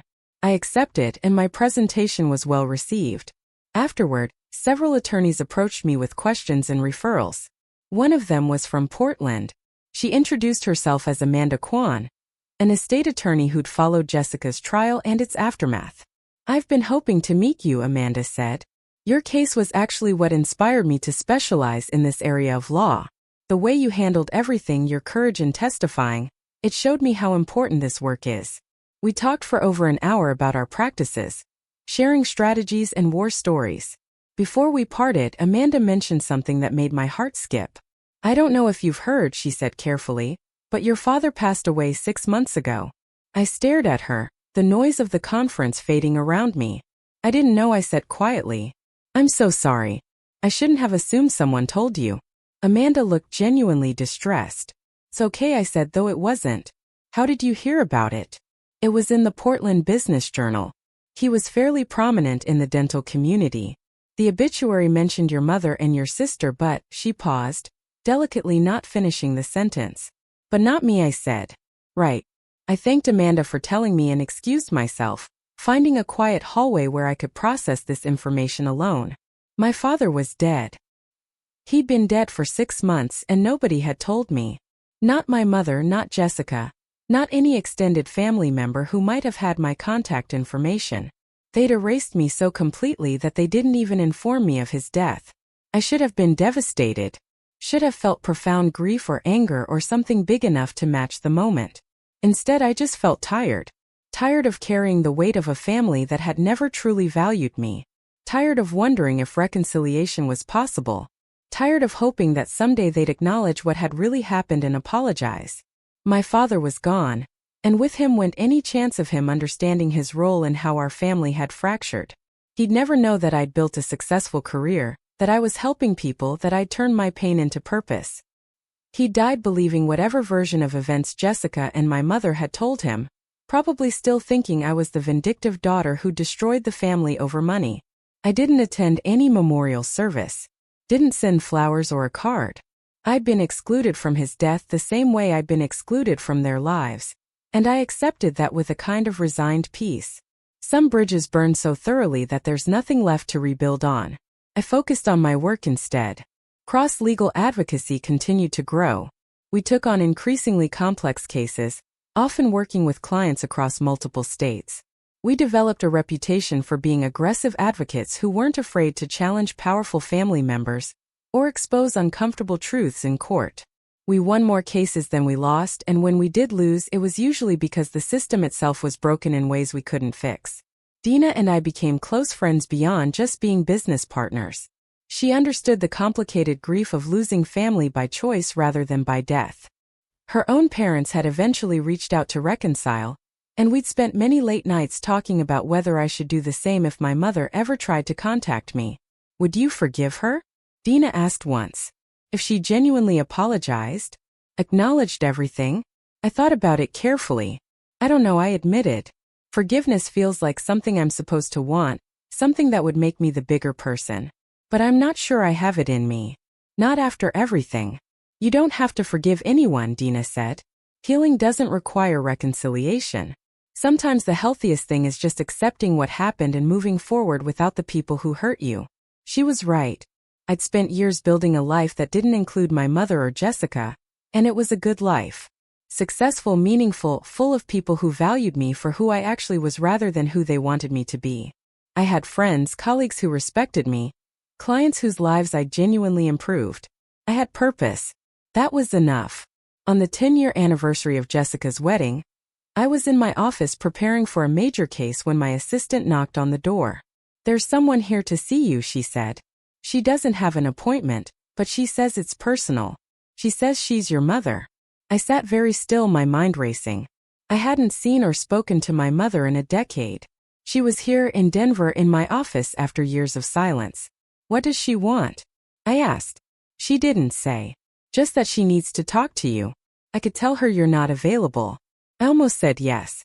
Almost had my assistant send her away, protecting myself from whatever pain this conversation might bring. But another part of me, the part that had fought so hard for truth and accountability, needed to hear what she'd come to say. "I'll see her," I said. "Give me 5 minutes." I used those 5 minutes to steady myself, to remember who I was now versus who I'd been when my mother last saw me. I wasn't the desperate daughter anymore, the one who'd needed their approval and love. I was a successful attorney, a business owner, someone who'd built everything from nothing. She no longer had the power to diminish me unless I let her. My mother looked older when she walked into my office. Her hair was gray now, her face lined in ways it hadn't been before. She wore a simple dress and carried a worn purse, and when she saw me, her eyes filled with tears. "Maya," she said, her voice breaking. I sat behind my desk, keeping physical and emotional distance between us. "Mom." She took a tentative step forward. "I know I have no right to be here. I know you probably don't want to see me, but I needed to talk to you. After your father passed, after I had time to think about everything, I realized how wrong I was. How wrong we both were." I waited, saying nothing. "Your sister got out of prison 4 years ago," Mom continued. "She's been living in Phoenix. We talk occasionally, but it's not the same. She's different now. Bitter. She blames everyone for what happened. She blames you, she blames the legal system, she blames us for not protecting her enough. She's never once admitted that what she did was wrong." I stayed silent, watching my mother struggle with words she probably rehearsed 100 times. "I've spent years trying to understand how things got so bad," Mom said. "How I could have chosen her version of events over yours. How I could have believed you'd lie about something so serious. And the truth is, I think I knew. Deep down, I think I knew Jessica had stolen from you. But it was easier to believe her lies than to face what that meant about the daughter I'd raised. So what changed? I asked, my voice neutral. Why are you here now after 10 years? Mom sat down without asking permission, looking exhausted. Your father's death changed me. Going through his papers, settling the estate, it made me confront a lot of things I'd been avoiding. And I found something. She reached into her purse and pulled out an envelope. It's from your father. He wrote it about a year before he died, but he never sent it. I found it in his desk. She handed me the envelope. My name was written on the front in Dad's handwriting. I opened it slowly, not sure I wanted to read whatever was inside. The letter was dated 18 months ago, written on his personal stationery. Maya, it began, I don't know if I'll ever send this. I've written it a dozen times and destroyed it every time because I don't know how to say what needs to be said. But I'm getting older, and I can't die without trying to tell you the truth. You were right about Jessica. I knew it even during the trial, but I couldn't admit it. Your mother and I had invested so much in the image of our perfect family, in the idea that both our daughters were successful and happy. Admitting that Jessica had committed fraud would have destroyed that image. It would have meant acknowledging that we'd failed as parents. So we chose the easier path. We believed her lies or pretended to, and we sacrificed you to protect her. I've regretted that choice every day since. I watched you testify during the trial. Watched you stay calm and truthful while Jessica's lawyers tried to destroy your character. I saw the strength in you, the integrity, and I was proud even though I couldn't say it. You were everything we'd raised you to be, honest and principled and brave. And we punished you for it. I don't expect forgiveness. I don't deserve it. But I need you to know that I was wrong, that your mother was wrong, that we failed you in the worst possible way. Jessica stole your money and your trust, but we stole something worse. We stole your family when you needed us most. If you ever want to talk, if you ever want to try to rebuild any kind of relationship, I would welcome it. But I understand if you don't. I understand if the damage is too deep to repair. Just know that I'm sorry. And I'm proud of who you've become despite everything we put you through. Love, Dad. I read the letter twice, tears blurring the words the second time. My father had known. He'd understood what he'd done, regretted it, written this letter. But he'd never sent it. Never had the courage to actually reach out while he was alive. He'd kept his regret private, safe, requiring nothing from him. My mother was crying openly now. I should have sent it to you after he died, she said. But I was ashamed. Ashamed of what it said about both of us, about the choices we made. I've been carrying it for months, trying to figure out if I had the right to contact you at all. I set the letter down carefully. Why now? I asked. What do you want from me, Mom? I don't want anything, she said. I just needed you to know that we were wrong. That you deserved better from us. That I'm sorry for every day of the past 10 years. I looked at my mother, this woman who'd raised me, who'd stood by silently while Jessica destroyed my life, who'd chosen the daughter who lied over the daughter who told the truth. I tried to feel anger, tried to access the rage that had sustained me through the hardest years. But all I felt was a kind of distant sadness. Thank you for bringing me the letter, I said finally. And I appreciate the apology. But Mom, I'm not sure what you expect to happen here. I'm not going to say everything is forgiven and we can go back to being a family. Too much has happened. I don't expect that, she said quickly. I just wanted you to know the truth. That we failed you. That you were right to do what you did. I nodded slowly. I've built a good life here. A life I'm proud of. I have work that matters, friends who support me, a purpose. I did that without you, without Dad, without Jessica. And I'm okay with that. But if someday you wanted to talk, if you wanted to try, even just a little, I would try to. I considered her words carefully. Part of me wanted to say no immediately, to protect myself from the possibility of more disappointment. But another part remembered the years I'd spent wishing for exactly this, for acknowledgement and apology and the possibility of repair. Maybe we could have coffee sometime, I said. No promises beyond that. Just coffee. My mother's face transformed with hope and relief. I would like that very much. She stood to leave, then hesitated. Maya, one more thing. I'm proud of you. Your father was right. You became everything we hoped you would be, despite how badly we let you down. I walked her to the door of my office. We exchanged phone numbers, made tentative plans to meet the following month when she'd be back in Denver visiting a friend. It wasn't reconciliation exactly, More like the very first step toward the possibility of something that might eventually resemble a relationship. When she left, I stood at my office window looking out at the Denver skyline. The city that had taken me in when I had nothing, that had given me space to rebuild myself from the ground up. I thought about Jessica, still bitter and unrepentant in Arizona. I thought about my father, who'd understood too late what his choices had cost. I thought about my mother, finally willing to acknowledge the truth after a decade of denial. And I thought about myself, the woman I'd become through all of it. I'd lost my family. I'd lost my savings. I'd lost years of my life to the aftermath of Jessica's fraud. But I gained something too. Purpose. Strength. The knowledge that I could survive anything because I already had. The ability to help others navigate the same kind of betrayal I'd experienced. Cross-legal advocacy had helped over 400 clients in 7 years.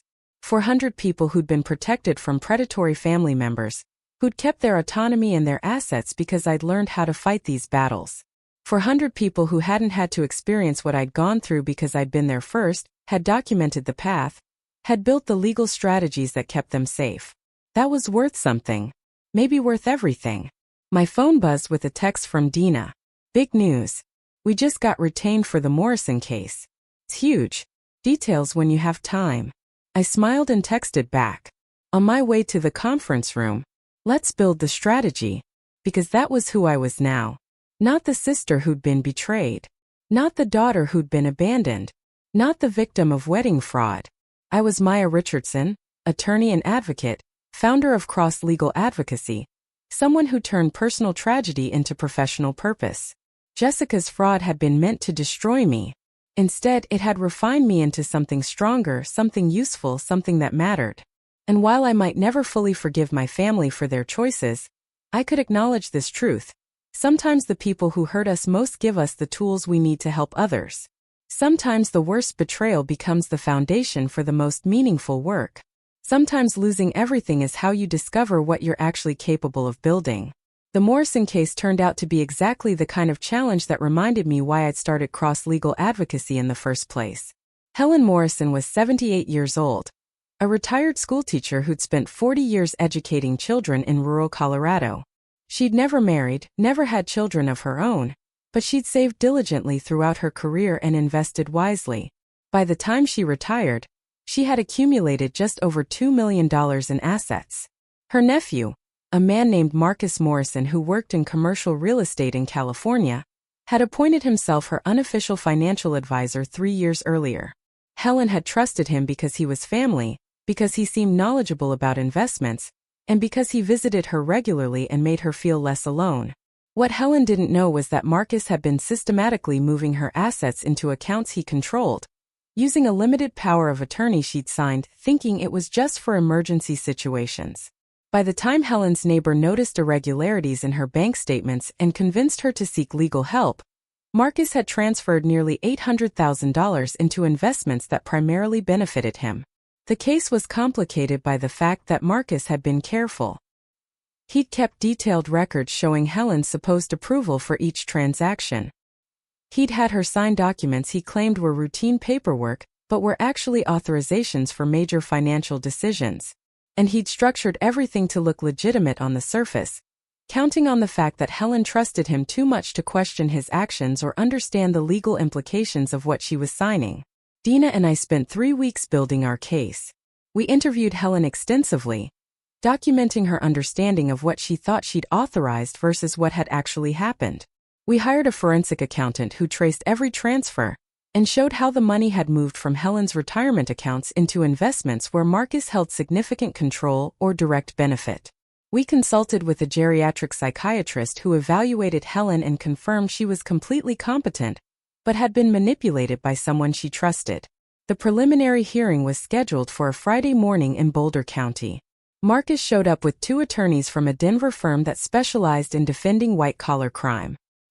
He wore an expensive suit and projected confidence, clearly believing his documentation would protect him from any real consequences.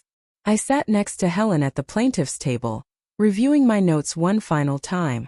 She was nervous, her hands shaking slightly as she arranged the papers in front of her. She told me the night before that she was terrified of testifying, afraid that Marcus would make her look foolish or senile, afraid that the judge would believe his version of events over hers. You don't have to be afraid, I told her. You just have to tell the truth. The rest is my job. The hearing began with Marcus's attorneys arguing that this was a civil dispute at most, that Marcus had acted in good faith as Helen's financial advisor, and that any transfers had been properly authorized. They presented the signed documents, the detailed records, and character witnesses who testified that Marcus was a responsible businessman who'd only wanted to help his elderly aunt. Then it was our turn. I called the forensic accountant first. He walked the judge through every transaction, showing how money had moved from Helen's conservative retirement investments into high-risk ventures where Marcus had financial interest. He demonstrated that Helen's portfolio had lost significant value under Marcus's management, while Marcus's personal wealth had increased substantially. He made it clear that this wasn't financial advice, it was financial exploitation disguised as family assistance. Next, I called the geriatric psychiatrist. She testified that Helen showed no signs of cognitive impairment or incompetence. However, she explained, older adults are particularly vulnerable to financial exploitation by trusted family members because they operate from an assumption of good faith that manipulators exploit. Helen had been a victim of what's called undue influence, where someone in a position of trust uses that relationship to gain unfair advantage. Finally, I called Helen herself. She was nervous at first, her voice quiet as she explained how Marcus had become involved in her finances. But as she continued talking, describing how he'd pressured her to sign documents she didn't fully understand, how he'd dismissed her questions by saying she was worrying unnecessarily, how he'd gradually taken control of nearly everything she'd worked 40 years to build, her voice grew stronger. I watched the judge's expression change as Helen testified. What had started as skepticism transformed into concern, and then into clear anger. When Marcus's attorneys tried to cross-examine Helen, suggesting she'd been fully aware of what she was authorizing, the judge interrupted. "Counsel," the judge said, his tone sharp, "I've heard enough. Your client used his position as a trusted family member to gain control of Ms. Morrison's assets. He structured transactions to benefit himself while claiming to act in her interest. That's textbook financial exploitation regardless of how many documents he had her sign." The judge ruled in Helen's favor on every point. Marcus was ordered to return all transferred funds plus interest, pay Helen's legal fees, and faced referral to the district attorney for potential criminal charges. As we left the courthouse, Helen hugged me so tightly I could barely breathe. "You saved my life," she whispered. "I didn't just save your retirement," I corrected gently. "I helped you save yourself." Helen's case generated significant media attention because it highlighted how financial exploitation of the elderly often happened within families, perpetrated by people who were supposed to provide care and protection. I gave several interviews explaining warning signs and legal protections, and each interview brought new clients who'd experienced similar situations. Cross-legal advocacy's caseload doubled over the next 6 months. We hired 2 more attorneys and expanded our office again. Dina took the lead on elder exploitation cases, while I focused on sibling fraud and inheritance disputes. We developed protocols, template documents, and educational materials that we shared freely with other attorneys and advocacy organizations. We weren't just winning individual cases anymore. We were changing how the legal community approached family financial abuse. 3 years after my mother's visit to Denver, we'd established something resembling a relationship. We talked on the phone every few weeks, brief conversations that carefully avoided the deepest wounds. She'd come to Denver twice more, and each time we'd had coffee and made small talk about work and weather and anything except Jessica or the trial or the years we'd lost. It wasn't the mother-daughter relationship I'd once imagined having, but it was something. A tentative connection built on acknowledged mistakes and careful respect for boundaries. She never pushed for more than I was willing to give, and I appreciated that restraint even as I recognized it came 10 years too late. Jessica remained a complete absence from my life. I knew basic facts from occasional internet searches, the kind of checking that probably wasn't healthy but I couldn't quite stop myself from doing. She was still in Arizona, still working reception jobs, still divorced. She'd apparently tried to start a wedding planning business at one point, which seemed like either tremendous denial or calculated irony, but it had failed within months. She lived alone in a small apartment and kept a low profile online. I wondered sometimes what her life was like, if she was happy or just surviving, if she'd found any peace or if bitterness had consumed her completely. But I never reached out, never tried to make contact. That door was closed permanently, sealed by years of lies and the reality that she'd never actually apologized or taken genuine responsibility for what she'd done. Some relationships couldn't be salvaged, and trying to resurrect them would only cause more damage. On the 15th anniversary of Jessica's wedding and my flight to Denver, I was invited to give a keynote address at the National Conference on Family Financial Abuse. The invitation came from a coalition of legal advocates, social workers, and policymakers who'd been following my work. They wanted me to speak about my personal experience and how it had shaped my professional approach to these cases. I almost declined. Talking publicly about Jessica and my family still felt exposing, like offering up my pain for public consumption. But Dina convinced me otherwise. Your story matters, she said. Not because it's tragic, but because it shows transformation is possible. People need to see that you can survive this kind of betrayal and build something meaningful from it. The conference was held in Chicago, bringing together hundreds of professionals who worked with victims of financial exploitation. I spent the first day attending panels and workshops, listening to other attorneys and advocates share their strategies and challenges. The scope of the problem was staggering. Billions of dollars stolen every year by family members from their own relatives. Elderly parents exploited by adult children. Siblings robbing siblings. Spouses hiding assets and committing fraud. And in almost every case, the same pattern. Trust exploited, love weaponized, family bonds used as tools for theft. My keynote was scheduled for the final morning of the conference. I stood backstage listening to my introduction, hearing my credentials and accomplishments read aloud, and felt the familiar anxiety that came with public speaking. But when I walked onto that stage and saw the audience, something shifted. These weren't strangers looking for entertainment. These were professionals who understood exactly what I'd experienced, because they worked with victims like me every day. I started with the basic facts of my story. Jessica's fraud, the trial, my parents' betrayal, my arrival in Denver with nothing. I kept it concise, factual, not dwelling on the emotional devastation but not minimizing it either. Then I shifted to what came after. The cleaning jobs and the chance encounter that led to legal work. Law school while working full-time. The decision to specialize in helping people who'd experienced family financial betrayal. The growth of cross-legal advocacy and the hundreds of clients we'd served. But here's what I learned through all of it, I said, looking out at the audience. Financial fraud within families isn't just about money. It's about the violation of trust, the betrayal of the fundamental assumption that family members will protect rather than exploit each other. When that assumption is shattered, victims don't just lose their savings. They lose their sense of safety in the world. They question their judgment, their worth, their ability to trust anyone ever again. Our job as advocates isn't just to recover assets or prosecute criminals.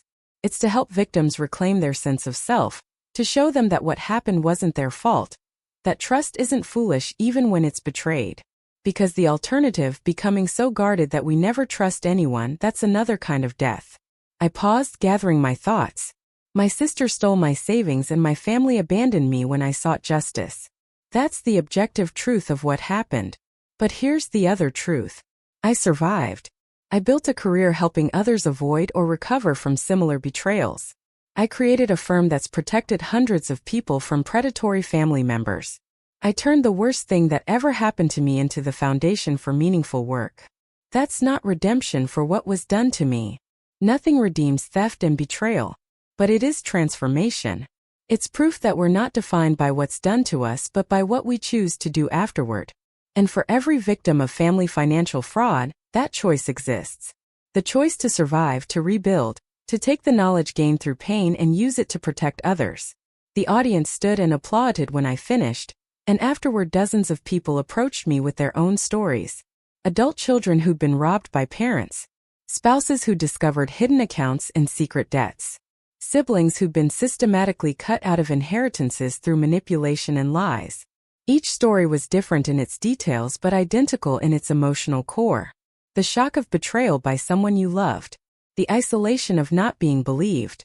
The long difficult road toward rebuilding trust in yourself and others.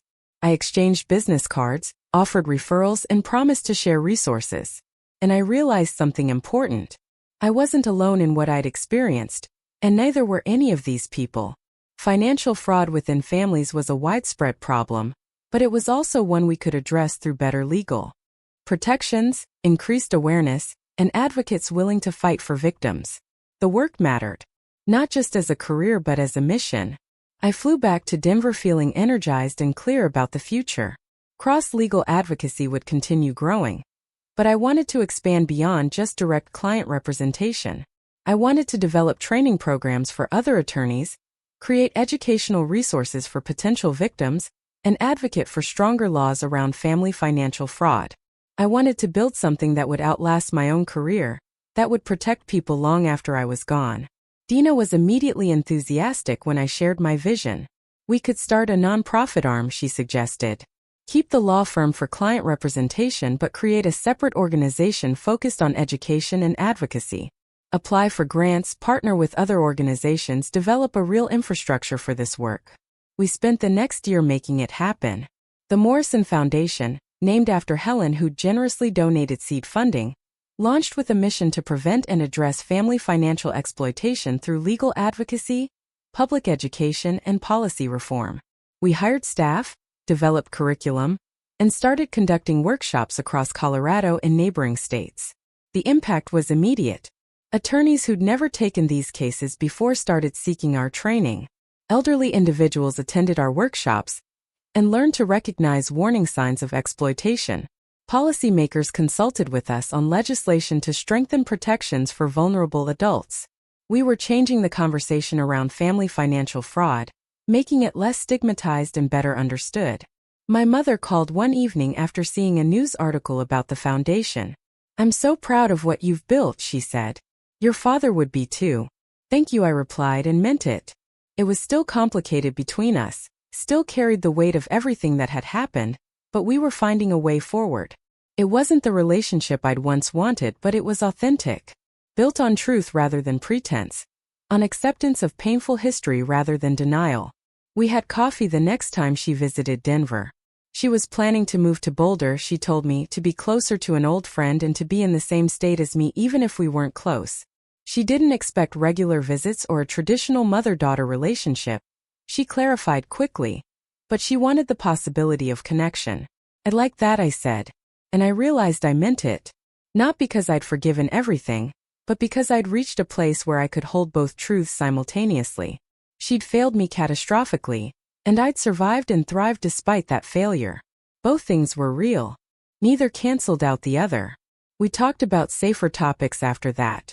Her plans for the move, my work at the foundation, the garden she wanted to plant in her new place. It was ordinary conversation, the kind families have all the time, and its very ordinariness felt like progress. Later that night, I drove past the hostel where I'd first stayed in Denver 15 years earlier. It was still there, still the same optimistic yellow paint, still housing transient people trying to figure out their next steps. I thought about the version of myself who'd arrived with $63 and no plan, who'd cleaned offices at midnight and slept in a room with strangers, who'd been convinced she'd lost everything that mattered. I wanted to tell that younger version of myself that it would be okay. That the pain was real but not permanent. That she'd find her way to something better than what she'd lost. That the family who abandoned her would eventually acknowledge their mistakes, and even if they didn't, she'd build a life that mattered anyway. But that younger self couldn't have believed it. She'd needed to walk the path herself, to discover her own strength through the process of surviving. That's how transformation works. Not through reassurance but through endurance. Not through promises but through proof earned day by difficult day. I drove home to my house in the Wash Park neighborhood. A small bungalow I'd bought 3 years earlier. It was mine, paid for with money I'd earned honestly, filled with furniture I'd chosen and books I'd read and evidence of a life I'd built deliberately. No one had given it to me. No one could take it away. Jessica's wedding fraud had been meant to fund her fantasy life while leaving me with nothing. Instead, it had stripped away everything superficial and forced me to discover what I was actually capable of building. And what I'd built was substantial. A successful law practice. A foundation that helped hundreds of people annually. Professional respect earned through competence rather than connections. Relationships based on genuine mutual regard rather than obligation. A life that reflected my actual values, rather than someone else's expectations. Was it worth what I'd lost? That was the wrong question. What I'd lost I'd never really had. A family that only valued me conditionally wasn't actually a family. Money stolen through fraud was already gone before I knew it was missing. The version of myself who believed she needed their approval to have worth was an illusion that needed to shatter. What I'd gained was real. Knowledge earned through experience. Strength forged through adversity. Purpose discovered through pain. The ability to help others navigate the same darkness I'd survived. Those things had substance and meaning that couldn't be stolen or destroyed. I made tea and sat in my living room reviewing case files for Monday's hearings. 3 new clients dealing with family financial fraud. 3 more people who needed someone to understand what they were experiencing and fight for their interests. 3 more opportunities to take my worst experience and transform it into protection for someone else. This was the life Jessica's betrayal had given me. Not the one I'd planned or expected, but the one I'd earned through refusing to let her theft define my worth. She'd taken my savings but given me purpose. Destroyed my family but freed me to build authentic relationships. Tried to erase my future but instead forced me to create one that actually mattered. The irony wasn't lost on me. In trying to destroy me, Jessica had inadvertently created the person I was always supposed to become. Someone who fought for justice rather than acceptance. Someone who built rather than borrowed. Someone defined by her choices rather than her circumstances. I still didn't know if I'd ever forgive her. Forgiveness felt like something I was supposed to want. Something that would prove I transcended the hurt. But maybe forgiveness wasn't necessary. Maybe acceptance was enough. Accepting that she'd done what she'd done, that it had devastated me, that I'd survived and built something meaningful from the wreckage. Those facts could coexist without requiring forgiveness or reconciliation. My phone buzzed with a message from Dina. Early morning tomorrow. New client situation is urgent. Possible elder exploitation with medical decisions being made against the victim's wishes. I'll have everything ready. I responded immediately. On my way at 7. This was my life now. Fighting for people who couldn't fight for themselves. Using every lesson I'd learned from my own betrayal to protect others from experiencing the same devastation. Building a legacy that had nothing to do with who my family was and everything to do with who I'd chosen to become. Jessica Richardson faced federal charges and served prison time. Maya Richardson built an empire of justice from the ashes of betrayal. Both of us were defined by that wedding 15 years ago, but in completely opposite ways. She'd chosen fraud and paid the price. I'd chosen survival and claimed the reward. And if someone had told me on that terrible night when I found the bank statements that this was where I'd end up, successful and purposeful and genuinely content, I wouldn't have believed them. But I would have been wrong. Sometimes the worst thing that happens to you becomes the catalyst for the best thing you'll ever do. Sometimes being destroyed is how you discover what you're really made of. Sometimes losing everything is how you learn what actually matters. I'd lost my family, my savings, and my faith that blood guaranteed loyalty. But I'd gained myself, authentic and hard-won and absolutely certain of my own worth. That was a trade I could live with.